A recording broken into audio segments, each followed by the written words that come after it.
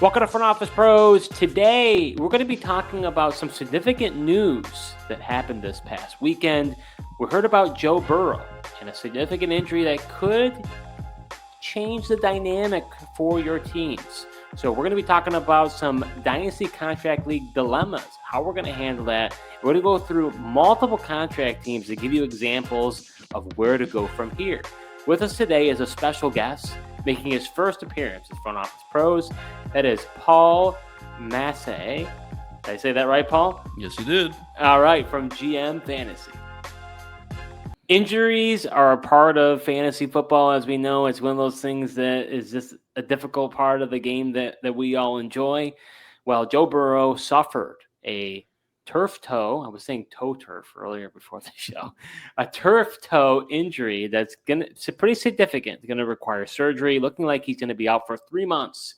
So as a result, there are probably a lot of teams out there, especially within the Dynasty contract universe, that are asking themselves, what do I do? Well, we brought Paul on to be able to go through 4 different teams and advise you and give you different examples of what we may do. In a redraft league and a dynasty league, it's a lot easier to maybe make a trade. It's a lot more complicated. You have to think about the contract, the salaries, your cap space, a lot more to consider. So here we are. We're going to break all of it down and go through 4 teams, starting with team number 1. All right, so we're going to go through our first team.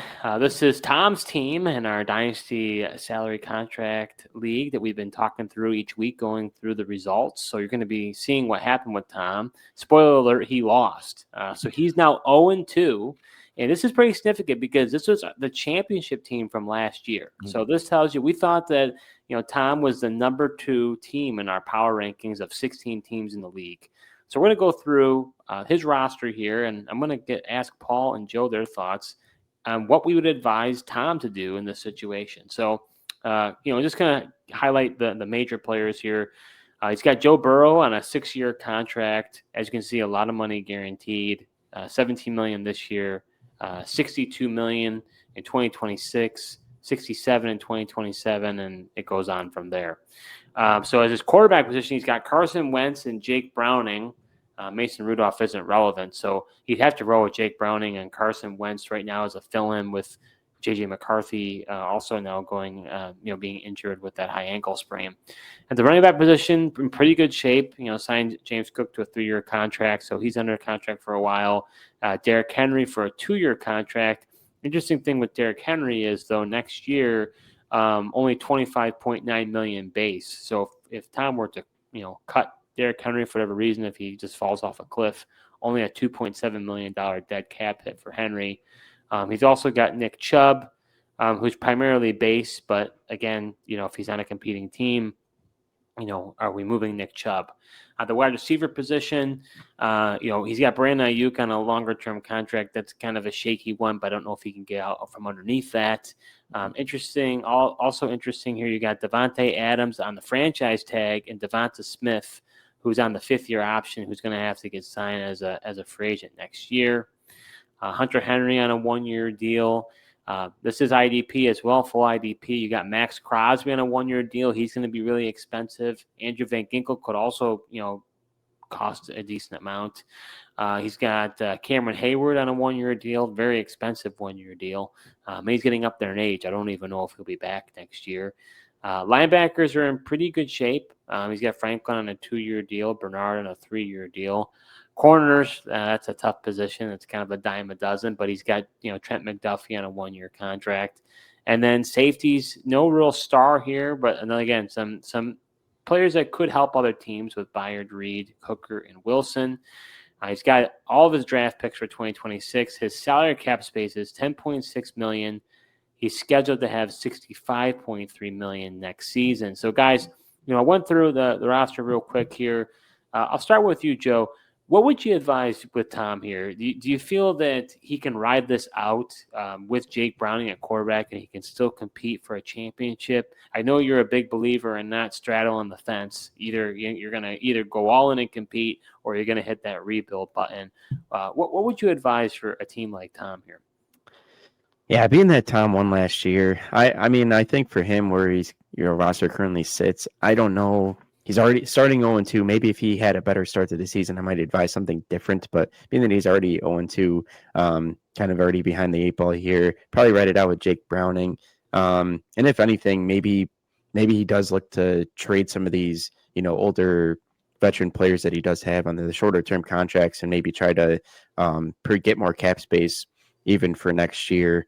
And maybe try to rebuild his team back up a little bit. Because he's got some interesting pieces, but there's also, wide receivers are okay, and like you said, a couple of them are just kind of playing out their contracts here, so not a lot of long-term value there. So I would not advise like Tom to really try to go trade for like a top quarterback to replace Burrow. I don't think that makes sense for him right now. Are there certain players that you would say, just quickly here, that come off the head that you feel like you would be putting out on the block and trying to trade him at this point? Yeah, I mean, I think Derrick Henry, Nick Chubb could be interesting right off the bat. Devontae Adams even, Devonta Smith maybe, but things You aren't could looking want to good. resign Devonta, though. That's the only thing. You might, but I don't know. Philly's passing attack just isn't quite there. They like to run the ball a lot. If that's not going to change, I don't know how much I love that. But yeah, and then I think those defenders that you had mentioned at safety and things like that also make sense for him. Would you even consider trading Max Crosby? I mean, I feel like you could get multiple first-round picks for him. Depends on if he plans to re-sign him or not. And if he's not going to re-sign him, then I would absolutely kind of trade him and get something for him. But if he wants to resign him, I mean that's a whole different ball game there. So about you, Paul? Are you similar with Joe, or would you maybe trade one of your first-round picks and see if you can't get a fill-in quarterback for this year, or maybe do you feel confident in Jake Browning? What are your thoughts here? Well, initially, I'm kind of on Joe's side there. Like, just ride it out with Jake Browning and maybe try to trade some vets if you're going to go in the rebuild direction for sure. At 0-2, look, you're still in it. It's not like you're completely out of it.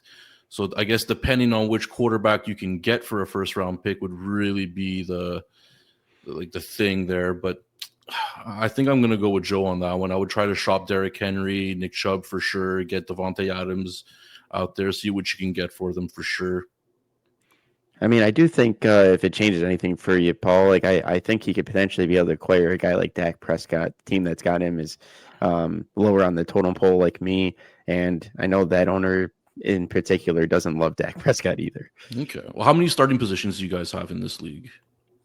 So you're looking at a quarterback, 2 running backs, 3 receivers, a tight end, and an offensive flex. Okay. And it's a 16-team league, so it's deep. It's deep, yeah. Okay. So if that's the case, no, I'm going rebuild, I think, on this one. I don't think Dak Prescott's going to put you over the top at all. Yeah, I think the big thing I would ask Tom is you got $65.3 million next year, which isn't a ton to begin with, although the cap will increase. But you've got some big names for free agents. Max Crosby, Devontae Adams, Devonta Smith. Those guys are all going to cost a lot of money. Yeah. Might as well sorry, go ahead. No, you go for it. Well, I was going to say, might as well get something for nothing. If you're not going to have him next year, get some capital. I would love to offload that Brandon Ayuk contract. I just don't know if he can. And this year, he's fully guaranteed. Next year, there is some base, and he does have an out in 2027. But if I could get that contract out from underneath me, I think I would try to get rid of Ayuk.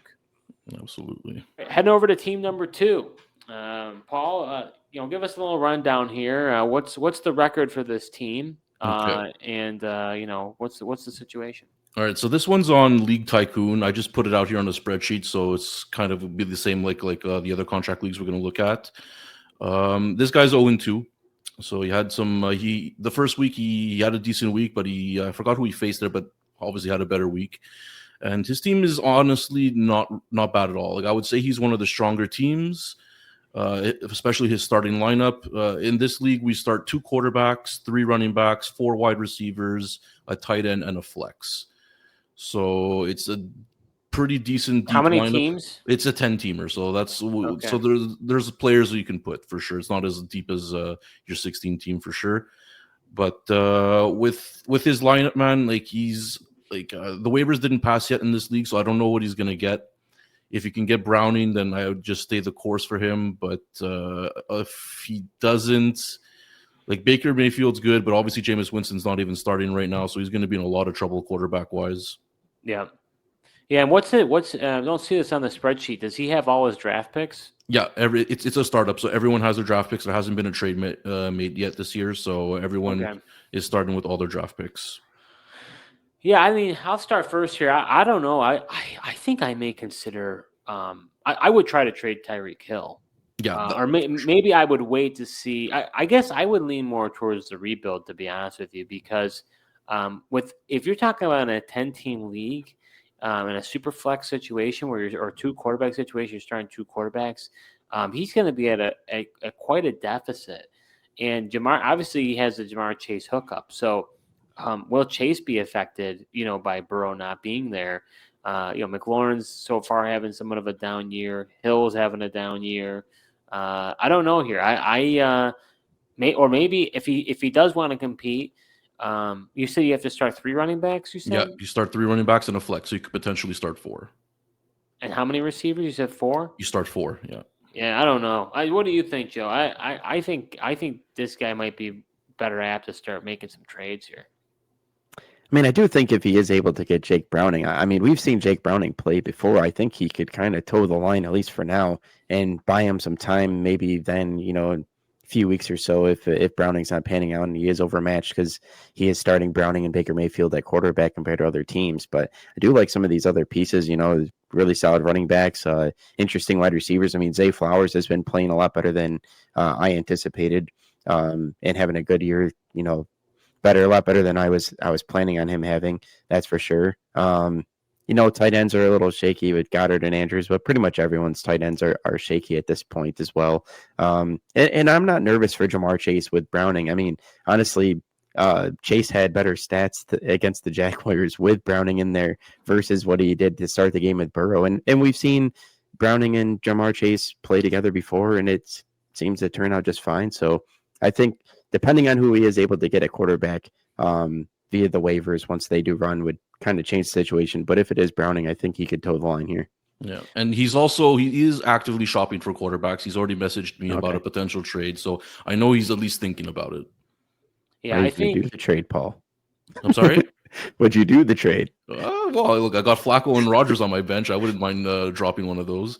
Oh boy, there you go. Yeah, I think at the end of the day, you're right, Joe. I think you could maybe get Browning, and then maybe by the deadline, if you're out of it, that's where maybe you guys decide to trade Tyreek Hill. But I don't know, guys. Like, is Tyreek Hill kind of heading for a train wreck here? Like, I almost wonder, is it better?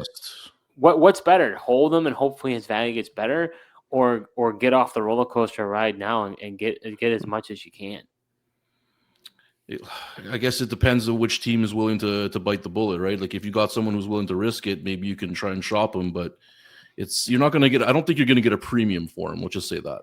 Do you think you get a first-round pick in this league for him? No, I don't think so. Second-round pick? Second-round pick, I could see. I don't know. For a second. I mean, what if Tyreek Hill could get traded and he could go to a better situation too. I mean, that's true. His frustration's boiling. I mean, you saw the one play; he was absolutely wide open and throws it right over his head. But he actually, he had a decent game last week. I mean, like you mentioned, though, Steve. I mean, if you did ever want to sell him, could sell him high off of that week, or because I don't know, how he's going to do against the Bills in this next game either. Yeah. So let's head over to team number 3, Paul. And with contract leagues, every contract league is probably different out there, right? They're all unique. They're all done via spreadsheets most of the time, right? So, so this is, guys, a little bit of a different feel. Paul, talk to us about this one. Okay, so this one is the Old Timers League. So this one is a league I've been part of for over a decade now. These guys started like in 1992, I believe. The league. So this was before the internet, like they were like using like a mailing list or calling people. They were using the box scores off newspapers to like properly score these things. So like it's, for the time, they were pretty intense. And so this one over here, he's 1-1. Okay. And he's got a decent team, but now that with Daniels down, don't know like if he's going to be out multiple weeks or not. He was able to get Mariota in the waivers today, so at least he's got 2 starting quarterbacks. But someone else got the other guy that I forgot his name already. Yeah, Browning. There we go. Someone else already got Browning, so he wasn't able to get him. And this is a 10-team league, Paul? Yeah, this is all these leagues are a 10-team. Okay. Start 2 quarterbacks like that other one. Yeah. Okay, and explain for those out there who maybe are not familiar, with this format here. Your contract league has RFAs 1 and 2. What happens during those periods there? Okay, so RFA, it's just a 1-year deal. So you'll put a tender on the player in the off season, and it varies. We have like a set amount. So the highest is 30, then it goes to 20, 15, 10, 5, and $1. And then every tender has a compensation associated to it. So let's say if you do $30, you can't steal. It's basically like you get them for $30 1 year. If you put a 20, it's 2 first-round picks compensation. So if we have a bidding process also, just like for a UFA. So if someone bids, let's say $30 for 1 year, and I decide, no, that's too much for him, I'll let him take him, then I'll get that player's 2 first-round picks back as compensation. And if they retire, it's a quarter of the cost, correct? Yeah, if they retire, it's a 25% cap hit. If you cut a player, for each year? Each year, yeah. And if you cut a player, it's 50%. So let's just say cutting big contracts doesn't happen. You'll just see someone rotting on a bench. Okay. Joe, what do you make of this roster here? 1-1. This is the contract situation. This is Burrow. What are your thoughts here? What does this team do?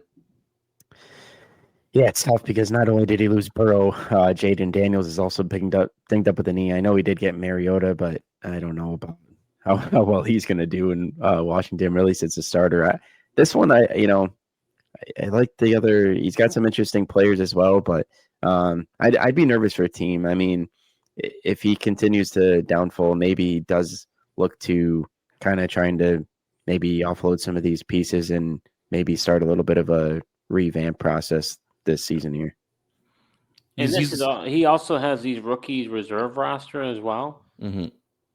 So these are all guys on his team, but they're not on his active roster. Exactly, and they don't count to his salary cap as well. So they're really just reserve players. It's like a practice squad, basically. Exactly, yeah. Okay. So he's the middle of a pack team. He's still very much in it, and only 4 teams make the playoffs. Just 4 teams. Yeah, only 4 teams. So it's hard to get in, and he's the middle of the pack team, I would say. So like he definitely has a chance, but obviously with his quarterback situation right now, it's really hurting. I'm interested to see what he's going to do, to be honest. Yeah, if it was me, I think I'm going to lean towards hitting the trade button here. I would be looking to trade Baker Mayfield. I mean, he's a UFA, meaning that he's going to go to the free agent market, correct? Exactly. So to me, it's like, okay, get the most that you can out of him, right? Yeah. I mean, I think he could roll with Baker and Jaden Daniels, but we don't know the severity of Jaden Daniels' injury. Is that going to continue to affect him? If I were him, I'd really want to get out from underneath that Brandon Ayuk contract, and I'd really like to get out from underneath that Devontae Adams contract if I could. If I could partner Baker and get rid of those guys, that would be nice.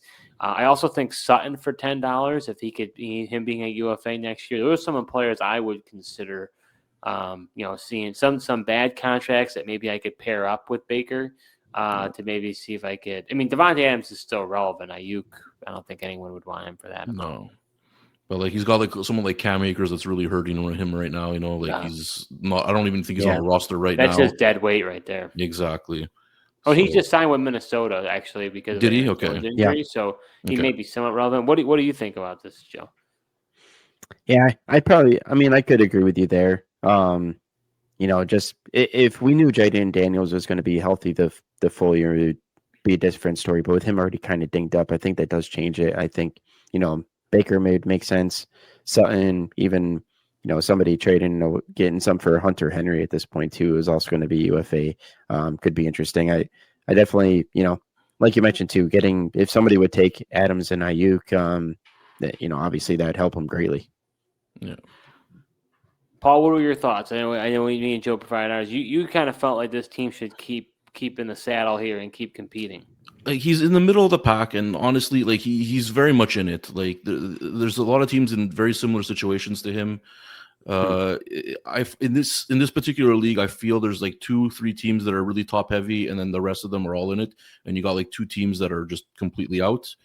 So it's like, honestly, like I would say like a 4 or 5 teams trying to make that last playoff spot, and he's very much in it. But like you said, man, like it might be a good idea to start trying to see if you can package, the Devontae Adams and Ayuk, see if you can get like players on your UFAs there next year, get something for nothing if you can. So it's really hard to see. Like I think you have to maybe ride it out maybe a week or 2 more, see where you fall, and then after that you make that decision. All right, head over to our last team number 4. The same setup here, Paul, as well, with the 2 quarterbacks and the 10 teams. Exactly same setup. So right now he was lucky. He was able to get Browning in the waivers. So essentially he's all right for his quarterbacks, but he's 0-2. So, and I would consider him one of the lesser teams in this league. And this guy really likes to extend his contract long. My goodness.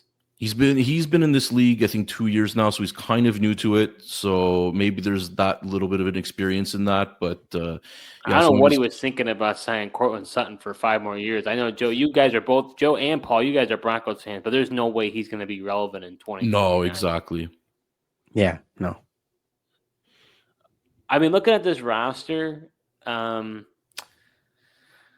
I mean, I think this team is not competitive enough here. Especially with, I think he probably was hoping Brian Thomas Jr. Was going to be somebody who really would continue to perform, and he's been kind of vanishing before our eyes here. Oh man, I know. He's going to be all right, Steve. I hope. Oh so. Yeah, you're not worried about him. I got a bunch of Brian Thomas shares too, so I'm hoping he gets right back on the saddle. I mean, the target shares there, he's dropping passes, just not happening. I think it'll turn around for him soon enough here. Yeah, they're saying he's dealing with a wrist injury right now, so hopefully he'll heal up. Yeah. I mean, Paul, would anyone actually? That doesn't make sense. No one would want Burrow because even if they got him, they wouldn't get any rights to sign him. Exactly. Right? It's you can essentially just cut him right now, and it wouldn't really change anything. I mean, the only player I see that someone would probably be interested in on this roster, unless he's willing to trade the likes of Brian Thomas or Matthew Golden, is probably Kyren Williams. I mean, I think he's the only logical player that I would think that you could maybe trade. Maybe Bo Nix because he's that RFA tender. I don't know. What do you guys think? Well, I've personally tried to get Bo Nix, Thomas. Homer. Yeah, even Jamar Chase, I even made a stab at it. But those are the players, like his untradeable players. And so it's sure he's not budging. So he thinks he's in good shape. We'll see what happens in a couple of weeks. He already started 0-2, so obviously I don't think he's going to be doing too well. But he can make a comeback. In fantasy these things happen. But with Burrow now out of the picture, I have a hard time seeing that. Yeah, I would agree with Burrow out of the picture. I think it's going to be tough for him, and I mean, if he could get something for Kyren Williams, I do think that'd be interesting.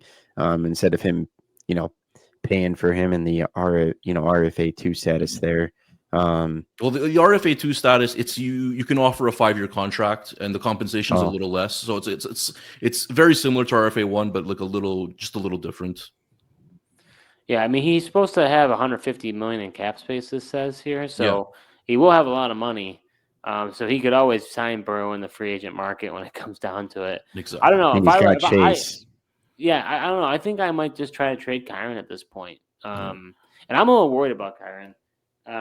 You're always anti-Kyren. I mean, that doesn't surprise me. That's true. Yeah. I'm the pro he hasn't been Kyren nearly guy as on this dominant channel as he here. thought he was going to be, though. No, for sure. And McVay is like saying he wants to do more of a committee type thing now. So that's kind of scaring Paul. me. Thank you. You realize in week 1 he had 19 carries. Last week he also had 19 carries. When you're worried about Blake Corum, he's gotten the same amount of carries in both weeks. I understand Corum got the touchdown, but it's no different than what Atlanta's doing with Tyler Algier. And people aren't worried about Bijan Robinson in the same way. Algier stole the touchdown along the goal line for him as well. Yeah. No, but you also have to worry about Jarquez Hunter, I think, down the line in the season, man. This guy is a friggin' bulldozer, man. I don't see him being on the sideline for too much longer. Thank you, Paul. This is music to my ears. I'm finally glad I have somebody to vouch for me with this, craziness that Joe's talking about here. I don't think it's craziness. I mean, Kyron's a solid back, and I mean, if he feels the So why are same you way as you advising guys with this Kyron, guy should trade him then if you think he's so solid? well, just because I don't like we always say, like running backs can be a luxury to teams, and I really feel like really great running backs help better teams. And being that he's already one of the lesser teams in this league, it makes sense to try to trade him to maybe a more competing team, recoup some draft capital, and then get younger at the position where you got more years left with him too. And I agree with that. If you're in the running, you go after the running backs. If you're not in the running, just sell. Yeah. Yeah. The other player I think could be kind of interesting is I don't know how it looks like Fields has got to be New York Jets. It's not Pittsburgh, but but I think that Fields, he's got a concussion right now, but if there are other quarterback injuries that happen throughout the season, close to the deadline, this team's out of it, I could see a competing team being interested in Fields as a possible option to have at the quarterback position. Me. Exactly. So that's another option I think he could try to trade. Yeah, for sure. I think he just needs to realize he's out of it first, and then he'll still be willing to deal. So that concludes our conversation about what you should do if you've got Joe Burrow on your roster. If you have some thoughts about what it is that you should be doing or questions, put a comment. We'd love to be able to give you any feedback that we can to support you as to, should you just ride the wave? Should you go and trade and rebuild? Should you try to get a quarterback replacement to be able to push those chips in and try to compete? We want to be able to help you. Before we close out the show, we do want to give our recap for our contract salary cap league. So we talked about Tom. Tom, he was number 2 in our power rankings, and he was 0-2. We just talked about him with the Joe Burrow team. He had 274.4. He played Chris Nolan, our number 7 ranked team, scored 318.15. Then our next opponent, we had Mark. He was the number 15 overall team. He went 0-2. He had 310.45 versus me. I'm 1-1 now. We thought I was the number 4 overall ranked team. I got 344.25. I was sweating this one out, Joe. I was concerned. I thought that maybe I wasn't going to pull it off, but Baker sealed the deal for me, which is nice to see. Yeah, that was nice to see, and right away for him to close out the game. That was a ballsy performance by Baker. No kidding. Then the next opponent here, Jason, number 10 overall. He gave Dan a run for his money in this matchup. 388.25 versus Dan, our number 3 overall team. He's now 2-0, 407.9. Dan's team's been hot, but now he's been starting to get some injuries. Now Kalijah Cansey with that torn pec, that's gonna hurt him on the defensive side. Yeah, it's a huge loss, and if Jason keeps performing like this, I mean, we did say he was a boomer bust team, but if he keeps performing at these upper 300s, we're definitely going to hear it from him. Oh, absolutely.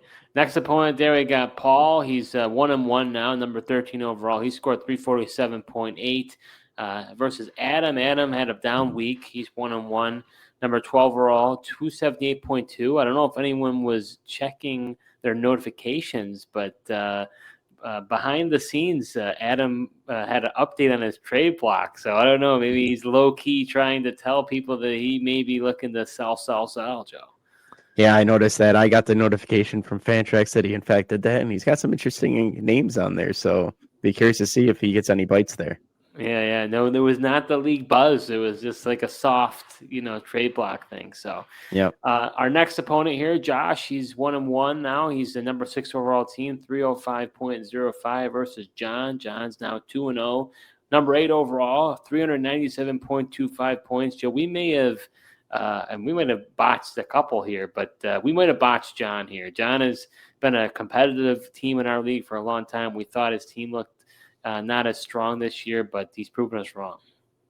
Yeah, I mean, I feel like number 8 is, respectable, but obviously he's overperforming that. Well, I mean, we're 2 weeks in. We'll see what happens over the course of the season here. Well, that was wrong. We have some utter disrespect for Andrew over here. Andrew is now 2-0 with a huge upset. We had him as Paul, the number 14 overall team. Ooh, showing you guys up. I know, versus and he's Charlie. on the behind the scenes too. Yeah, Charlie's 0-2 now. Number 5 overall, 269.45, a low scoring week for Charlie, which is shocking because Charlie has been a playoff team every single year that we've been in this league. He's been super consistent, but this is a concern for Charlie. This might be the first year he might not make the playoffs, Joe.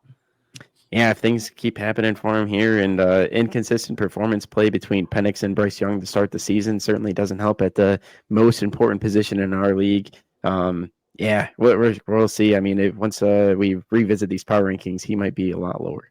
Well, and the thing too is, I feel bad for him because he starts Penix and then Bryce does well. Bryce and Penix does well. It's just it's not been going well for him. No. Next matchup, we have you, Joe. You gave Jake a run for his money here, Joe. 0-2. He's your number 16 overall. You've been a lot more competitive than I thought you were going to be. 314.7 for you versus Jake, our number 1 overall team. He's 1-1, 383.15 points. I was impressed by your showing. I thought for the second there you were going to beat Jake, but he overtime just passed you by. Oh, you like to judge things like the first half of the first 1 o'clock games and like try to look at that. You read into that way too much. I'm like, there is a ton of football left to be played, and I tend to not overreact. But hey, look, I've been happy. I've been first 2 weeks of the season, my team's been scoring a lot more points than I expected as well. And lastly, probably the most exciting matchup of the week. Tim is 1-1, our number 11 overall team. He scored 359.1 points versus Aaron, our other 2-0 team, number 9 overall, 363.9. Razor thin margins here. We're talking, what is that? 3.8 points, the difference. I don't know what it is about that division, but when Tim plays against Aaron, not you, Joe, because you're not relevant right now. Oh, thanks, Steve. But when he plays Aaron or Jake, it's like no exaggeration, Paul. It's crazy. Jake and Tim. Well, listen to this though. Jake and Tim. Because they're in the same division, they've had multiple matchups. And no exaggeration, I want to say, what has it been like at least 3 or 4 times that Jake has beaten Tim by 0.1 points. Oh, yeah, it's happened multiple times. But multiple times. Not just once. Yeah. It's happened multiple times where he beats him by 0.1. Oh, that's just craziness. That's the worst part for sure. Yeah, he's had a ton of bad beats. Yeah, but it was a tough battle. Aaron, with Jaden Daniels, it'll be interesting to see how that affects his team, as well as Aaron Jones going down. A couple injuries for him, but he does have decent depth. He's got Geno Smith and Jared Goff. So these are another couple of teams we might have had too low. I mean, Tim's been putting up a good amount of points the first 2 weeks of the season for the number 11 team. Aaron obviously 2-0 as well. Could be deserving higher than the 9 as well. Well, I think Keenan Allen has performed way better than we expected. And Tim's got Josh Allen, so we probably should have not. Cheat code right there. Yeah, well, we brought it up, but we probably But game 2 didn't really much matter. Game 1 though is where obviously mattered a ton. Oh yeah, I mean he had Ed Oliver and Josh Allen in the same night, week 1. Just went off against me. So that does it for this episode. We went through the Joe Burrow Dynasty Contract League dilemmas. If you have Joe Burrow, what do you do with him? And honestly, in any format, you're probably scratching your head wondering what to do. So hopefully you found that helpful. And like I said earlier, if you have any questions or comments, go ahead and put it below. And if you've never seen this before, if you're like, what is a Dynasty Contract League, Contract Salary Cap? It's awesome. Please reach out to us. We love this format. We want to be able to support you in any way you can. So reach out to us, whether it's on a comment or on X. We'd love to be able to talk with you. We want to say a big special thanks to Paul for coming on here. You're welcome, Paul, guys. Where can others find your great work here, Paul? All right. Well, I started a YouTube channel called GM Fantasy. So you guys can find me over there. I've basically made videos on how my contract leagues work anyway, like with like a tutorial on how to start one, just like maybe rules and regulations. So to give you guys like a reference point if you wanted to start one. I got 2 vlog series going on right now. One with my 2 contract leagues that I use with the spreadsheets, and then one with the Tycoon League that we're doing with subscribers. So if you guys want to see like how throughout a year what a contract league entails. Check those out. I highly encourage it. And if people are interested in starting contract leagues, I'm trying to start a bunch of them for the next year. So if you guys want to join one, just send me a message, Real GM Fantasy on X. You can send me on the email. It's all in the description. Send me a comment on my videos, and I'll be happy to get back to you guys. And yeah, just a lot of good stuff coming for next year for sure. And I'm just looking forward to it, man. And thanks a lot for having me on the show, guys. It was really fun. Oh, Paul, it was our pleasure. Although, of course, I had to be outnumbered, with all these Broncos fans here. But nevertheless, it was glad to have you, and we look forward to having you again. If you haven't done so already, check out our most recent episode. We went through our Week 3 trade targets. Joe and I provide one each. You're not going to want to miss that. Thank you so much for tuning in, and until next time.